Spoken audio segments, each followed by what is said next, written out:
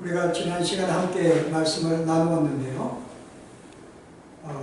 갈멜살 사건 이후에 이세벨이 이 소식을 듣고 이제 엘리야를 죽이기로 작정하고 소식을 전합니다. 그래서 여기에 엘리야가 무서워서 이제 도망치는 것을 우리가 볼 수 있는데, 우리가 얼마만큼 도망갔던가요? 갈멜살이 유다의 북쪽 끝이라면은 그가 어디로 도망했는가요? 한번 보실래요? 3절에 부엘세바에 이르러. 자, 부엘세바는 어딜까요? 여러분, 야곱이 하나님의 가나안 땅에 들어가라 그럴 때 애굽과 가나안의 경계가 바로 부엘세바입니다. 이건 다른 말로 가장 남쪽 유다의 끝이라고 볼 수 있는 게 남쪽으로. 그러면 실제 엘리야가 어떻게 했는가, 도망을? 완전히 북쪽 끝에서 이 거리가 120마일입니다. 한참 여러분들이 120마일이 여기서 레차슨도 가는 거리인데, 우리가 얼마 정도 걸치면 한 60일 정도? 하여간 오랜 기간 동안 걸어야지 갈 수 있는 거래요. 이 길을 도망을 간 것입니다. 얼마나 무서웠으면. 자, 엘리야가 왜 이랬을까요? 엘리야가 왜 이렇게, 전에는 자기를 위협하는 사람이 있음에도 불구하고 죽음을 두려워하지 않냐고 담대하게 나아가서 말씀을 증거했던 이 엘리야가 왜 갑자기 하루아침에 그 믿음이 최상의 상태에서 최악의 상태로 떨어져 이렇게 도망가는 모습을 보였을까요? 자, 그 이유는 하나님이 그의 믿음을 붙잡지 아니했기 때문에. 순간 하나님이 그를 붙잡아주지 아니했어요. 그 이유가 뭘까요? 하나님이 그로 하여금 약함을 알게 만들기 위해서. 그가 갈멜살 사건을 통해서 놀라운 능력이 벌어질 때 그가 어떤 생각이 들었을까요? 내가 이런 일들을 행하다니, 마치 그 자기가 한 것처럼 내가 이 정도의 사람이다니 라고, 그런 속에서 하나님의 도움으로 한 것이 아니라 마치 자기가 했음을, 그래서 그의 교만함과 어떤 그것을 꺾기 만들기 위해 다시 그의 약함을 알게 만들고 더욱 주 앞에 겸손하게 만들기 위해서 하나님이 잠시 그의 어떤 이 은혜의 손길을 잠시 거둔 것입니다. 자, 그럴 때 어떤 경우가 나요? 그전까지는 누가 나에게 위협을 해도 오로지 하나님만을 바라보고 두려워하지 않았어요. 오히려 하나님 바라보면서 담대하게 나아갔던 엘리야였습니다. 근데 하나님이 그 은혜를 거두자마자 어때요? 갑자기 그 담대함이 사라지고 하나님을 바라보지 않고 상황을 바라보고 상황 속에 자기를 대처해서 두려움을 가진 것입니다. 이세벨의 칼이 무섭고 자기가 처한 환경이 너무나 약하고 도망가는 이 환경을 보는 거죠. 더 이상 하나님을 바라보지 못했습니다. 그리고 자기 자신을 바라보고 상황을 바라보았어요. 그래서 얼마나 도망갔는가 하면 남쪽 유다의 제일 끝에서 제일 밑에 부엘세바까지, 애굽의 경계선까지 도망갈 정도로 얼마나 무서웠으면은, 여러분, 그것은 끝난 게 아니에요. 거기서 또 상황을 내버려 두고 하루길을 더 걸어갔습니다. 하루길 여러분 8시간 걸으면 여러분 얼마 갈까요? 우리가 하루 정도 걸으면 한 16마일 정도? 여러분, 실제 그만큼 더 걸어갔어요. 어딘지는 모르지만 하루길이. 그 죽음을 피하기 위해서 혹시라도. 근데 마지막에 어디까지 도망가는가요? 오늘 그가 내 갈 길이 어디였어요? 엘리야가 갔던 곳이 8절에 하나님의 산 호렙에 이르니라. 호렙산에까지 도착했습니다. 여러분, 호렙산은 어디예요? 애굽 땅이에요, 여러분. 거기서 여러분이 40주야 40일을 여러분 걸어가지고 간 곳이 호렙산입니다. 그러니까 실제 유대 땅도 그런 마음속에 불안을 느껴서 40일을 더 걸어가가지고 호렙산으로 갈 정도의, 이 정도의 사람이 최악의 상태로 떨어진 거죠. 바로 그 이유가 하나님께서 그 은혜를 거둬가셨기 때문에. 근데 그것뿐이 아니라 여러분, 단순히 두려움으로 끝나는 게 아닙니다. 오늘 여기 내용을 쭉 보시면은 하나님이 그의 은혜를 잠시 거두시고 그의 믿음을 붙잡지 아니할 때 나타나는 현상이 굉장히 많습니다. 여기 보시면은 첫째가 어떤 현상이에요? 여러분 4절 보세요. 부엘세바에 이르러가지고 뭐라고 이야기해요? 하나님이여 나 죽여주세요. 나를 죽여주세요. 더 이상 살고 싶지 않습니다. 여러분 이 말이 여러분 이해할 수 있는가요? 진짜 죽기를 원했을까 여러분? 진짜 죽기를 원했다면 그냥 거기서 안 떠났죠. 이스라엘을 죽인다 그럴 때 죽이려고 앉아있죠.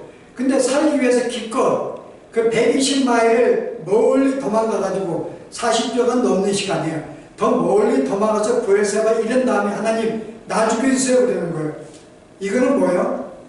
너무나 모순적인 뭔가 이렇게 이성이 이성을 잊어버린 어떤 그런 상태의 노력을 볼 수 있습니다.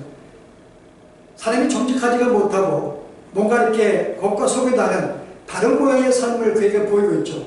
실제 죽고 싶겠나고요. 자기 속사람을 풀어놓은 거죠. 죽여달라는 말이. 여러분 그거로 끝난 게 아니에요. 그 다음에 이제 너무나 이제 힘들어가지고 드디어 잠을 자기 시작합니다. 근데 천사가 와가지고 그를 깨워요. 그에게 힘을 주고 오르만지면서 그 다음에 그에게 먹을 것을 줍니다. 네가 얼마나 시장할까? 먹을 걸 허락해줘요. 그럼 여러분 그 정도가 되면 여러분 어떤 반응이 나올까요?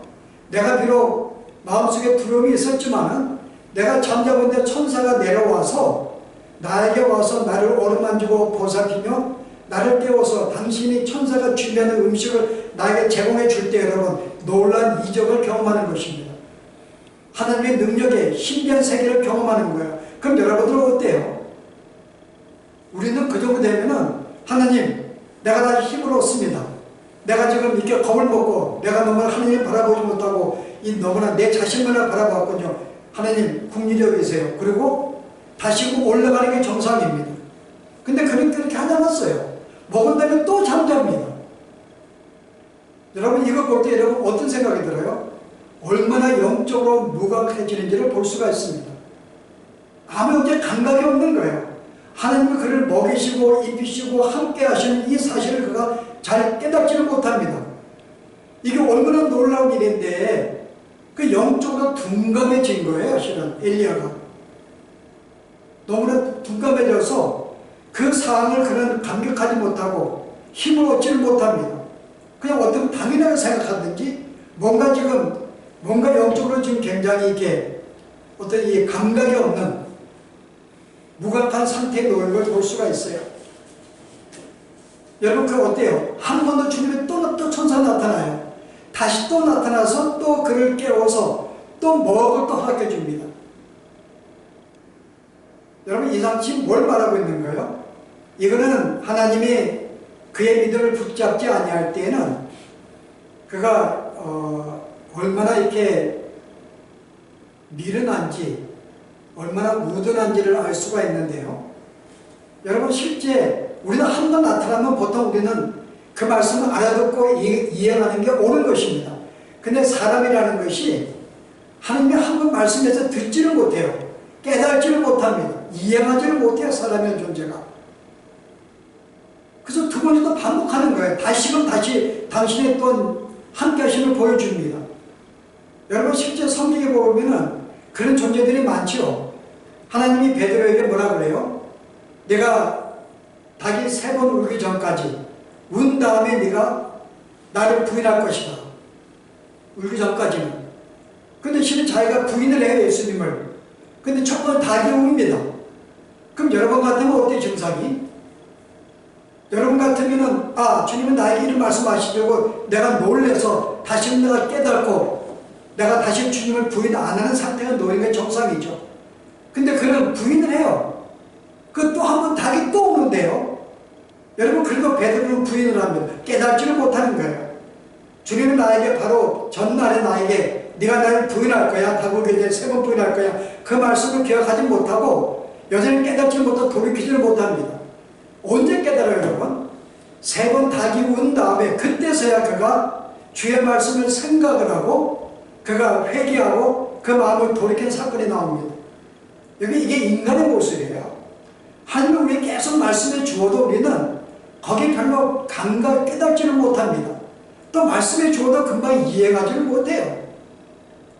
여러분 그 베드로에게 예수님이 뭐라고 말씀하셨어요? 실은 이제 그가 이제 고넬료라는 사람이 이제 예수를 믿게 만들기 위해서 하나님이 베드로를 보내려고 이제 하나님이 준비하셨습니다. 그래서 그 전에 하나님이 먼저 환상을 보여주었어요. 어떤 환상이에요? 하늘에서 하나의 이제 이 광주리가 내려오는데 그 안에 보았더니 부정한 짐승들이 있는 거예요. 유대인들이 먹지 못하는 짐승들이 있습니다. 그래서 이걸 근데 거기 하늘에서 이것을 먹으라 그러거든요. 그런데 베드로가 놀라서 아니 우리는 이거 먹지 못합니다. 그럴 때 하늘에 또 음성이 들려요. 또다시 말하되 다시 또 먹으라 그럽니다. 근데 그는 또 못 먹겠다 그러는 거죠. 여러분 실제 한번 성경 보실래요? 베드로 사도행전에 10장에 보시면은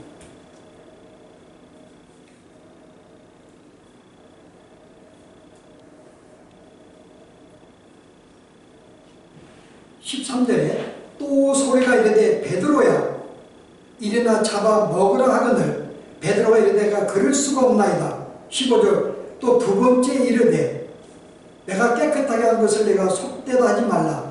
이런 일에 3번 있은 후에 그때서 베드로가 이게 이 환상이 무슨 뜻인지 17절에 속으로 의아하게 생각했더니 마치 고넬료가 보는 사람이 온 거예요. 그 실제 하나님이 먹으라 그래도 못 먹겠다는 게 자기가 삶의 습관에 따라서 못 먹습니다. 3번이나 하나님 반복해 주세요. 인간이 이렇게 제 말을 안 듣습니다. 깨달음이 두뇌예요. 여러분 그래서 여러분 갈라디아서 보면 여러분 그 말씀 나오죠. 너희는 항상 기뻐하라. 내가 또다시 말하노니 기뻐하라. 여러분 이 말씀 아신대요? 빌립보 여러분 4장 보세요. 4절에 주 안에서 항상 기뻐하라. 내가 다시 말하더니 기뻐하라. 뭘 발견해요? 여러분 기뻐하라 강조가 아닙니다. 여러분 내가 너에게 기뻐하라고 주께서 우리가 말씀해 주었어요. 근데 우리는 기뻐하지 못하는 거예요. 그 말씀을 들어도 그 말씀을 깨닫지는 못합니다. 행하지는 못합니다. 그랬더니 뭐라고 그래요? 내가 다시 말하오니 주님은 계속 반복해서 우리에게 말씀해 준다는 거죠.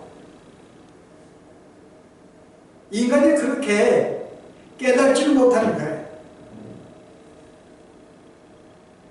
바로 엘리야가 천사가 나타나서 이렇게 먹어주면 이제 정신을 차리고 다시 저 앞으로 돌아올 때가 됐는데 여전히 돌아오지 못합니다. 인간이 그러니까요. 그래서 히브리서에도 말하기를 너희가 이런 선생의 될 터인데 너희가 아직도 어린아이가 되어서 여전히 너희가 따뜻한 음식을 먹지 못하고 내가 우유만 마신다고 그러거든요. 사람이 오래 예수를 믿어도 말씀의 깨달음이 부족하고 말씀을 들어도 이해하지 못하는 여전히 계속 어린아이 상태. 내가 예수를 10년 믿어도 20년 믿어도 계속 그 믿음이 성장하지 못하고 어린아이의 몸을 걷는 거예요. 이게 우리의 인간 존재입니다. 만약에 제가 하나님이라면 이 정도면은 포기하든지 야 진짜 너무한다. 이 정도 내가 너에게 반복해서 이야기하고 내가 너에게 나타나고 이렇게 내가 간섭해도 알도 너가 이전 상태에 있어? 우리가 은혜를 거둘 수가 있죠. 그런데 하나님은요 그 은혜를 거두지 않으세요.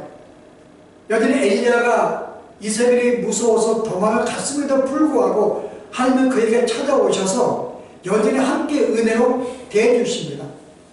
그를 깨달으셔서 그가 필요한 것들을 공급해 주시고 먹을 걸 주시는 우리가 하나님의 모습을 볼 수가 있죠.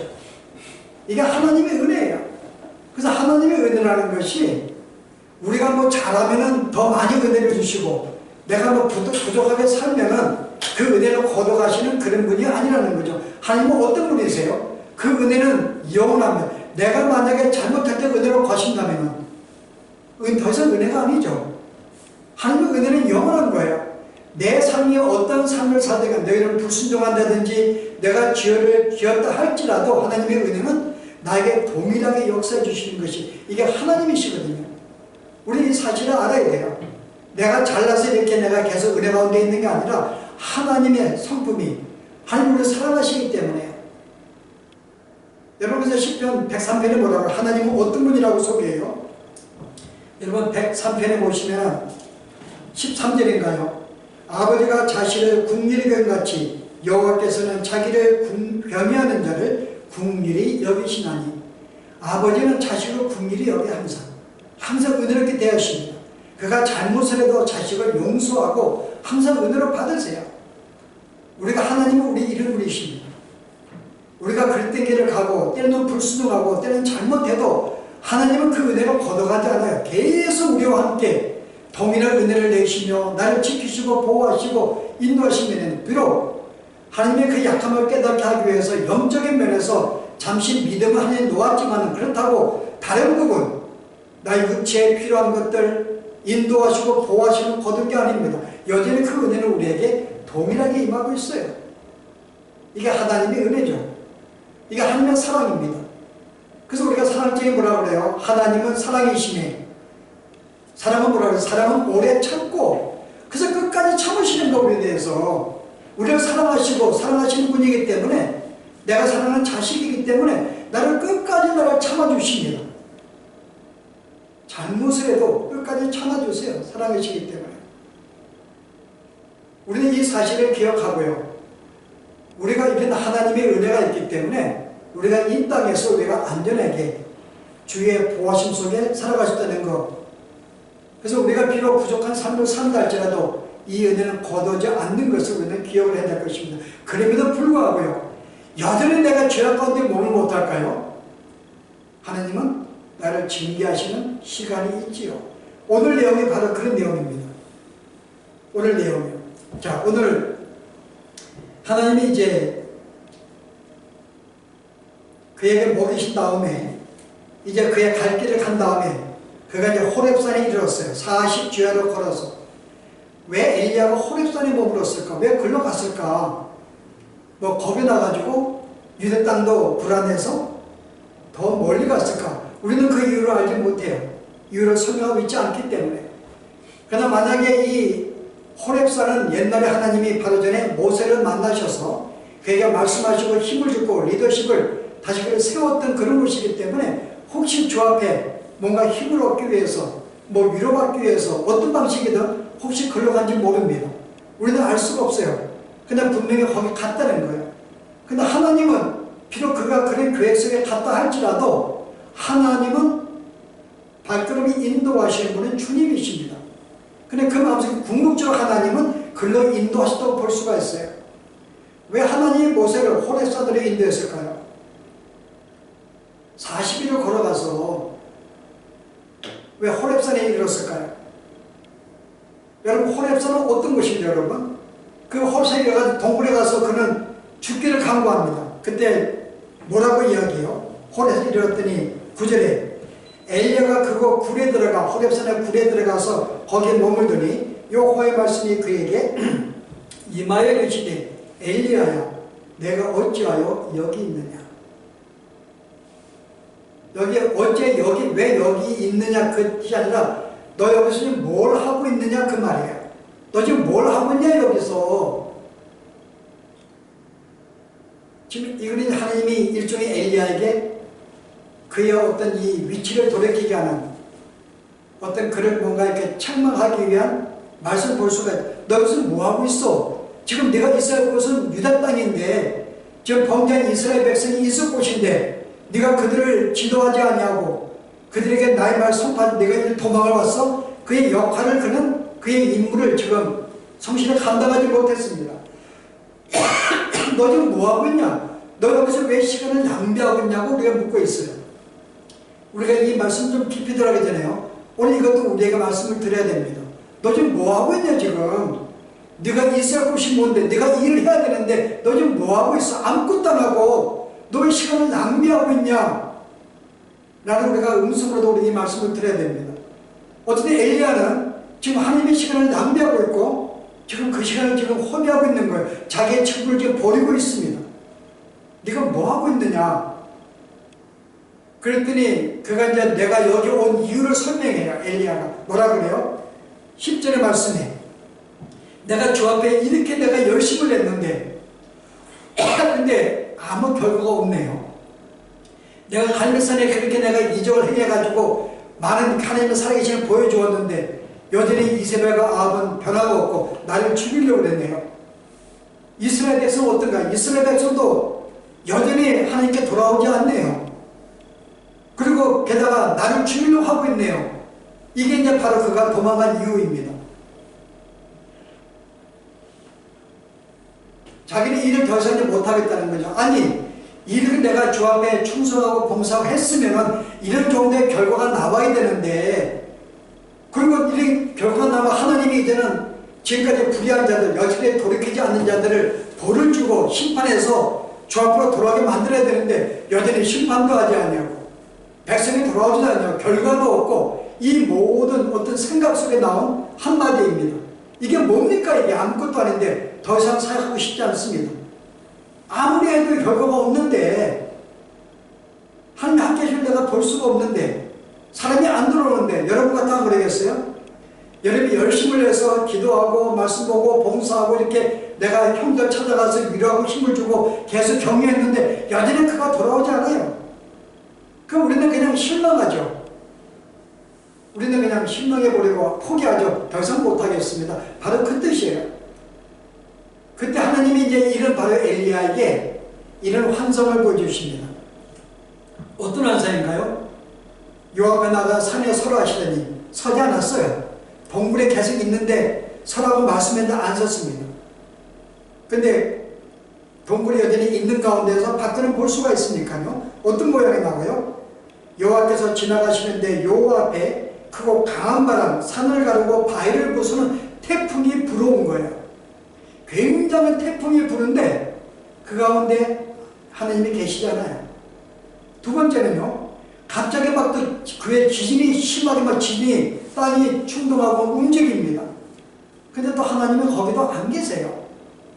그 다음에 불이, 그 다음 보실래요? 12절에 또 지들 위에 불이 막 그냥 일어나고 불이 막 붙고 있는데 거기도 계시지 아니에요. 근데 그 다음에 이 불 후에 세미한 소리가 갑자기 들립니다. 여러분 환상이 보이는 거예요. 여러분 이 환상을 여러분 지금까지 어떻게 보셨는가요? 왜 이 환상을 보여줬는가? 여러분 이 환상은요, 여러분 그 다음에 15절부터 여러분 17절까지 18절까지가 이 내용입니다. 환상의 뜻이 여기에 담겨 있어요. 깊은 관계가 있습니다. 그 환상을 보여준 이유가 무엇인지, 그 뜻이 무엇인지를 그 다음부터 설명해 주고 있어요. 근데 오늘 이 현상은 여러분 많이 본 것 같지 않아요? 여러분 그 태풍이 불고 그 다음에 불이 생기고 지진이 생기고 새벽 음성이 들리는, 여러분 이 사건을 어디서 많이 본 것 같잖아요? 모세가 처음에 호렙산에 있을 때 이 광경을 보게 돼요. 여러분 똑같은 모세가 만났던 광경을 똑같이 보여주고 있는 것입니다. 여기 보세요. 출애굽기 19장 보세요. 모세가 십계명을 받기 전에, 하나님 말씀 받기 전에 어떤 일이 벌어졌는지 16절을 보세요. 19장 16절 출애굽기. 셋째 날 아침에 무려와 번개와 빽빽한 구름이 산 위에 있고 호렙산에 나팔 소리가 매우 크게 들리더니 진중에 있는 모든 백성이 다 떨더라. 18절에 시내산에 연기가 자욱하니 여호와께서 불 가운데서 거기 강림하시리라. 그 연기가 온기 가운데 연기같이 떠오르고 온 산이 크게 진동하며 지진이 나죠. 나팔 소리가 점점 커질 때 모세가 말한즉 하나님의 음성으로 대답하시더라. 여러분 시내 소내산에 모세가 처음 일했을 때 이 광경을 모세가 경험을 했어요. 그때 모세의 반응이 뭐였을까요, 여러분? 그때 모세가 뭐였을까요? 그 반응은 여러분 아시는가요? 모세가 어떻게 했는지? 히브리서 12장에 모세가 어땠는지 그 반응을 보여줘요.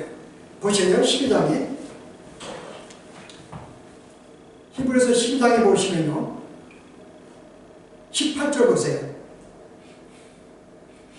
자, 이제 모세가 호렙산에 이르렀는데 그가 이룬 곳이 그가 호렙산에 도달한 것이 뭐가 아니라고요? 너희가 만질 수 있고 불이 붙는 산과 침침함과 흑암과 폭풍과 나팔 소리와 마르는 소리가 있는 곳에 이른 것이 아니라, 그 모세가 지금 거기 산에 이르렀는데 폭풍이 치고 태풍이 치고 바람 부는 이런 산을 보게 하려고 이른 것이 아니라는 거죠.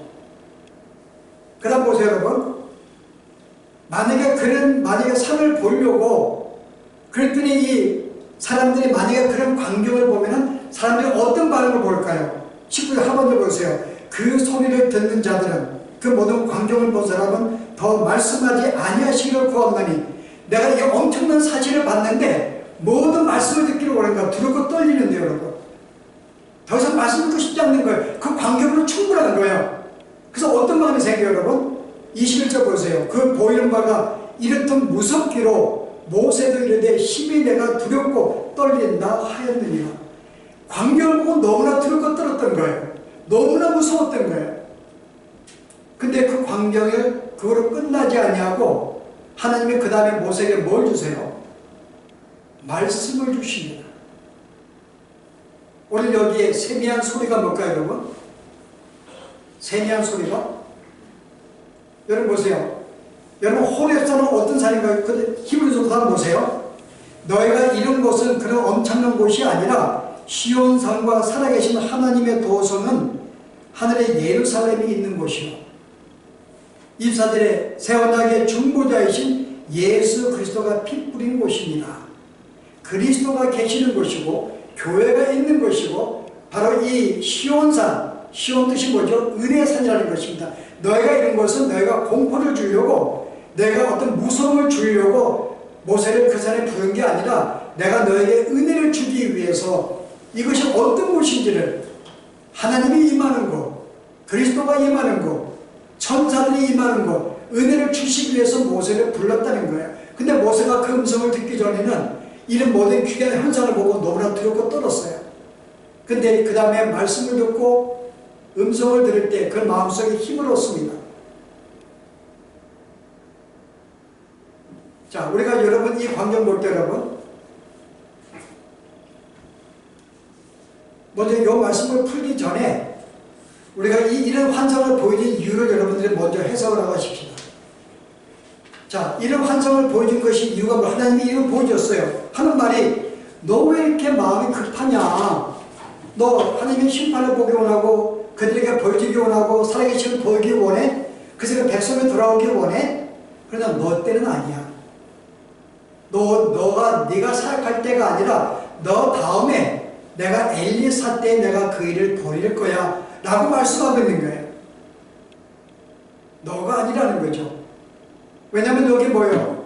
처음에 큰 막 태풍이 부는 것을 누구를 비유했어요? 아람 왕 하사엘에게 기름을 붓고 그 다음에 큰 지진이 날 때는 누구였어요?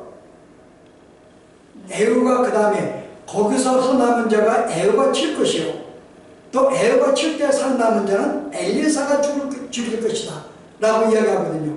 그 여기 환상은 여러분 누구에 대한 지금 이야기예요? 처음에 막 폭풍이 치고 한 것은 하사엘을 의미하는 거예요. 그 다음에 지진은 여러분 에후를 의미하고요. 그 다음에 불은 엘리야를 의미하죠. 그 뜻이 바로 여러분의 15절에 나오죠. 여호와께서 이르시되 내가 갈 길을 돌이켜 광야를 통하여 다메섹에 가서 이르거든 하사엘에게 기름을 부어 아람의 왕이 되게 하고 첫 번째 그를 왕을 세워 그럼 그가 왕이 된 다음에 유다를 완전히 다 죽일 거야. 그때 심판할까 그 말입니다. 여러분 실제 열왕기 하에 보시면은 열왕기 상기들은 하나냐 엘리사 시대인데요. 열왕기 하 여러분 8장인가요? 보시면은 어떤 하사엘이 여러분 아람의 왕이 된 다음에 어떤 일이 벌어지는가 보세요. 12절에 열왕기하 8장 12절 하사엘이 이르되 내 주여 어찌 우시나이까 하는지라. 하나님이 주께서 우시는 거예요. 우시는 감격이 뭐죠? 내가 이스라엘 자손에게 행한 모든 악을 내가 보고 있기 때문에 거기서 어떤 악이에요? 내가 그들의 성을 불을 지르며 장정을 칼로 죽이며 어린아이를 맺히며 아이된 부녀를 가리리라 하니 하사엘이 이르되 당신의 개 같은 종이 무엇이기에 이 큰 일을 행하리이까. 그러니까 하사엘을 통해서 이스라엘 백성이 죽임을 당하고 멸망당하는 것이 너무나 하나님이 아프시기에 우시는 거예요. 그러면서도 그에게 하나님은 심판을 하사엘을 통해서 하시는 거죠. 그 하사엘이 결국 왕이 된 다음에 여러분 유다에 쳐들어와서 그들을 다 죽여버립니다. 여전히 그들이 하나님이 돌아오지 않고 회개하지 않았기 때문에. 근데 거기에 살아남은 자가 누가 되게요, 여러분? 여러분 9장에 보세요. 그 다음에 에후가 등장하잖아요. 6절 보세요. 예후가 일어나 집으로 들어가니 총리니 그의 머리에 기름을 부으며 그 다음에 7절에 너는 내 주 아합의 집을 치라. 내가 나의 종 곧 선자들의 피와 여호와의 종들의 피를 이세벨에게 갚아주리라. 아합의 온 집이 멸망하리니 이스라엘 중에 매인자나 노핀자나 아합에게 속한 모든 남자가 다 멸절하되 아합의 집을 느바세 아들 여로보암의 집과 같게 하며 또 아야의 아들 바에세의 집과 같게 할지니라. 그 다음에 이스라엘 지방에서 개들이 이스벨을 먹으리니 그를 장사할 사람이 없으리라.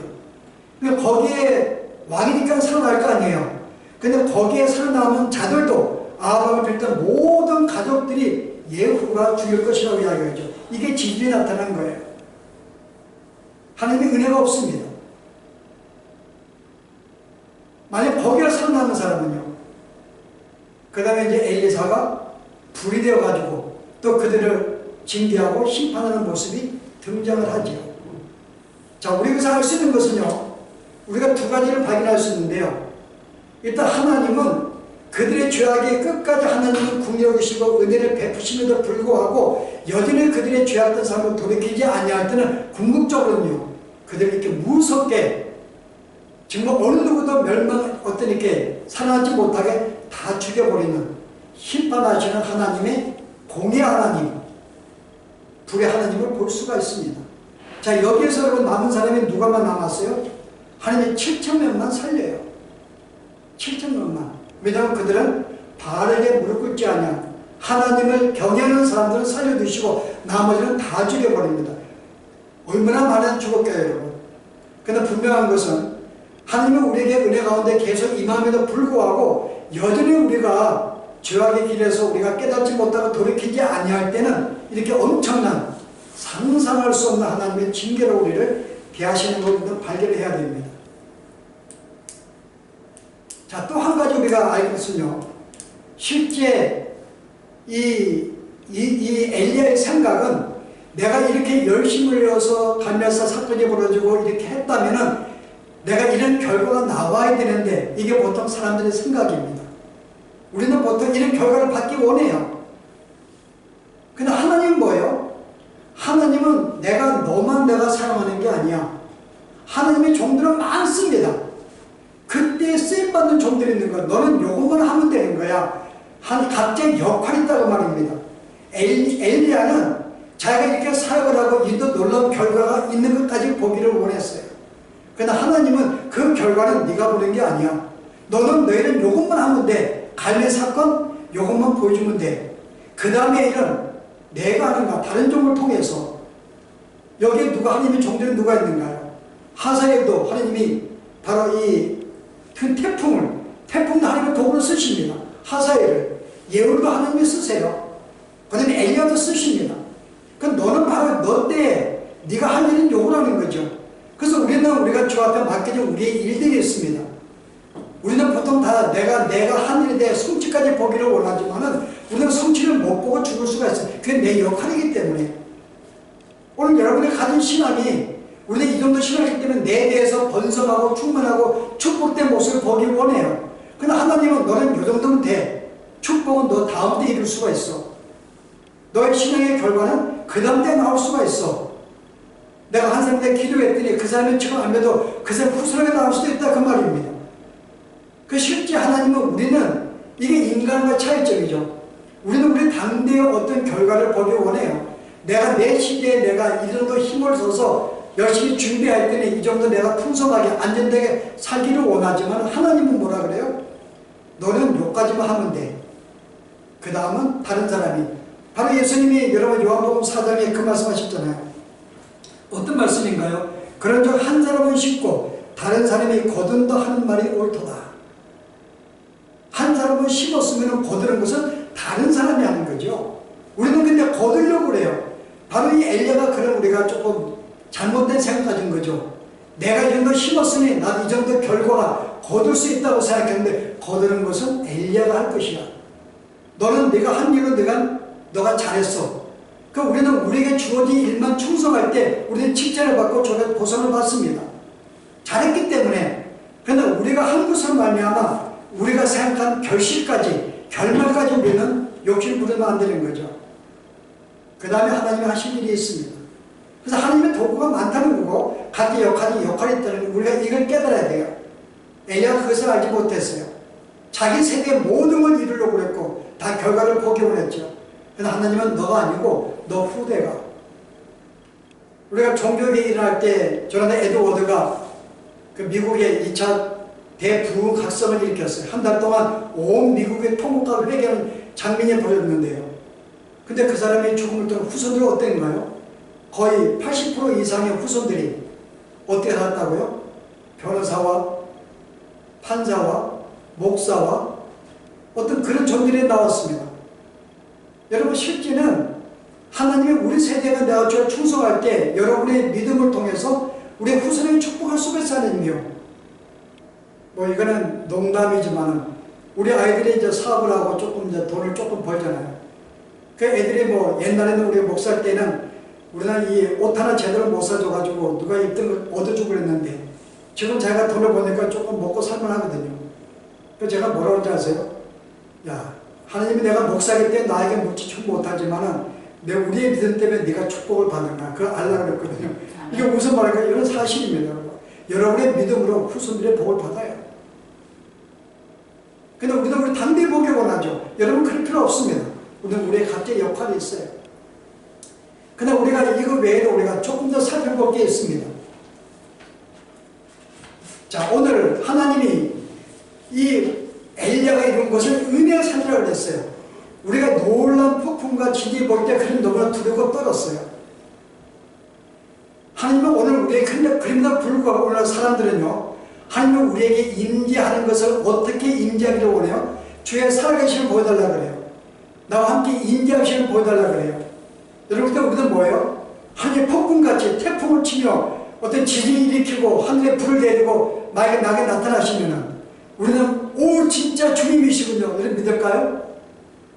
두려워 떨어서 아무도 고개를 못 들 것입니다. 오히려 공포의 대상이 되어버릴 거예요. 근데 요즘에 사람들은요, 하나님이 그렇게 우리에게 임재하기를 원해요. 내가 기도할 때 그렇게 응답받기 원해요. 뭔가 갑자기 어떤 기적이 벌어지고 이적이 벌어지고 내 마음에 뭐가 요동을 치는 그렇게 하나님이 나에게 임재하시고 역사하기를 원합니다. 근데 하나님은 그렇게 역사하지 않는다는 거예요. 어떻게 역사해요? 폭풍 가운데 계시지 않고 지진 가운데 계시지 않고 불 가운데 계시지 않고 세미한 소리 가운데 계시는 거예요. 세미한 소리가 뭘까요, 여러분? 하나님은 우리에게 여기 세미하다는 말은 어떤 이 작고 부드럽다 그 말입니다. 작고 부드럽다.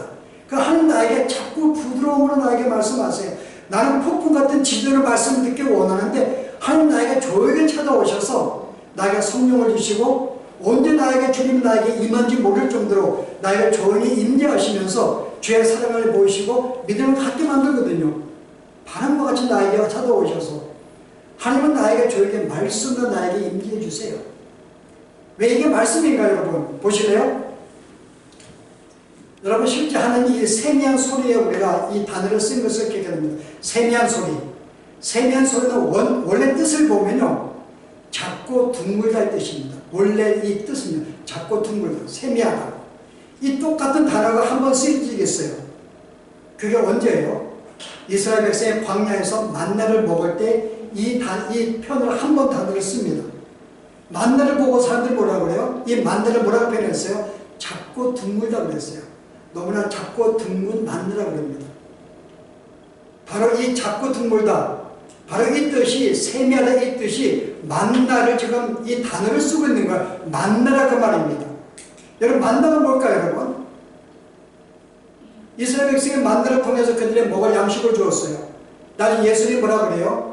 너희의 조상들은 광야에서 만나를 먹었거니와 이제 너희는 하늘에서 내린 만나를 너희가 먹게 될 것이다. 바로 당시 그리스도 말씀이신 예수님을 너희가 갖게 될 것이다 그 말이에요. 이미 호렙산에서 하나님은 하나님 모형적으로 이미 바로 이 호렙산은 하나님이 계시는 곳, 그리스도가 계시는 곳, 힘주서 말하는 바로 예수님을 통해서 우리에게 임재하시고 역사한다는 거죠. 근데 우리는 예수님이 아닌 어떤 기사와 이적, 어떤 그런 것들을 주님은 우리에게 보여주시기를 원하지만 하나님은 우리에게 어떻게 찾아오세요? 내가 성령을 통해서 내 안에 예수님이 찾아오셔서 나에게 조용히 말씀 가운데 새로운 생명을 주시고 말씀으로 인도하시고 역사하시는 하나님을 나에게 볼 수 있었습니다. 이게 바로 은혜죠.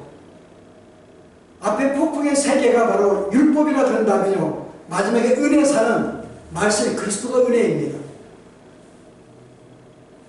마땅히 우리가 죄 가운데서 우리가 하나님 폭풍 가운데 심판을 받을 대상이지만은 하나님은 그것으로 끝나지 아니하고 어때요? 의로운 7,000명을 남겨준 은혜의 길을 마지막에 보여주십니다. 바로 우리에게 그리스도를 보내셔서 이제 우리의 죄악을 사해 주시고 하나님의 자녀로 삼으시고 나를 인도와 축복하시는 그런 삶을 나에게 제공하시겠듯이 이미 이 호렙산에 엘리야를 통해서 이미 우리에게 암시해 주었던 거죠. 내가 이렇게 불순응해 내가 너희 심판해. 그래도 불구하고 나는 너희의 은혜로 함께 할 거야.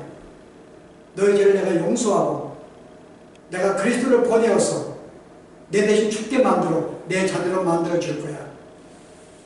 여기에 이 말씀의 타워성이 있죠. 그래서 하나님은 우리를 통해 여전히 말씀으로 양육하고 말씀으로 인도하시고 말씀으로 응답하세요. 우리는 종종 예수님 믿으면 뭔가 내가 막 방언도 크게 해야 되고 뭐 기적이 나타나야 되고 뭔가 내만 뜨거움이 생겨야 되고 하나님은 그렇게 역사한다 그 말입니다. 항상 나에게 저에게 찾아오셔서 성령의 세미한 음성으로 나에게 말씀해 주시고 깨달음을 주시고 인도해 주시고, 그래서 우리가 하나님의 인도를 느끼면 어때요? 내가 말씀을 대해야지만이 말씀을 가까이 있는 자는 하나님의 인도를 느낄 수가 있어요. 말씀은 역사이기 때문에. 근데 내가 말씀을 대하는 것을 하나님의 인도를 내가 인식하기가 힘듭니다. 그러면 내가 말씀을 대할 때 하나님 나를 인도하고 계시는구나, 지금 나에게 역사하고 있구나를 내가 알 수가 있습니다. 그리고 하나님은 나를 말씀을 통해 나를 양육해 주세요. 다른 게 아닙니다. 기서와 이적을 보여줘가지고 내 신앙을 키우는 게 아니라 여기에 저희가 말씀한 이 말씀을 통해서 내 믿음을 성장시키시고 나를 하나님의 자녀로 만들어 가시는 거예요. 기도의 응답도 마찬가지죠. 내가 저 앞에 기도할 때 하나님은 나에게 말씀을 나에게 역사해 주시고 응답해 주세요. 세미한 소리로. 근데 우리는 기도의 응답할 때 놀라운 역사로 우리는 응답받기를 원하는데, 내가 기도했더니 갑자기 하늘에 막 불이 내렸어. 우리는 그걸 응답받기를 원하지만 하나님은 나에게 저희의 성령이 임재하시면서 성령의 목소리를 통해서 하나님이 너는 이렇게 살아야 돼. 내 기도에 응답해 주시는. 그래서 우리가 말씀을 내가 대하지 아니하면은 우리는 주의 내가 응답했는데 알지도 못하고 주의 임재도 느끼지 못하고 주의 인도하심을 깨닫지 못하는 거예요. 그래서 우리는 주의 말씀을 늘 가까이 됩니다. 우리는 이 말씀 속에서 우리는 하나님의 임재를 느끼며 우리의 신앙이 성장할 수 있기 때문에 바로 오늘 이 사건을 보여주는 거죠. 오늘 한 가지, 오늘 사건은 바로 이 도망갔다는 것은 하나님의 그의 욕심 속에 당대에 내가 모든 결과를 보게 하냐, 하나님은 그렇지 아니하고 당신의 쓰는 종들은 굉장히 많습니다. 순서대로 각자의 역할이 있어요. 그래서 우리가 내 당대에 어떤 것이 이루어지지 않는다 할지라도 하나님은 언젠가 분명해서 그것을 내가 응답하시는 우리가 그런 음성인 줄 알고요. 주 앞에 우리 더욱 현재 상황이 내가 별로 기대치가 못 미친다 할지라도 내 소원이 이루어지지 아니했다 할지라도 여전히 거기에 감사하고 기뻐하면서 우리는 살 필요가 있으면서요. 특별히 나에게 역사하시는 것은 늘 우리에게 말씀으로 함께 우리를 역사하시고 인도하시고 살리고 늘 말씀을 가까이 하시는 것. 또 한 가지 우리가 주님에 대해서 실령 내가 범죄 가운데 있다 할지라도 어떤 상황에 놓인다 할지라도 여전히 주님은 그 은혜를 거둬가지 않으시고 동일하게 은혜를 나에게 함께 하시는 이 하나님의 손길이 있기 때문에 내가 이 땅에 사는 동안에도 늘 주의 은혜 속에 산다는 걸 기억하시면서요. 늘 주 앞에 감사하시고 안식을 누리시는 우리의 삶이 되기 바랍니다. 기도하십시오.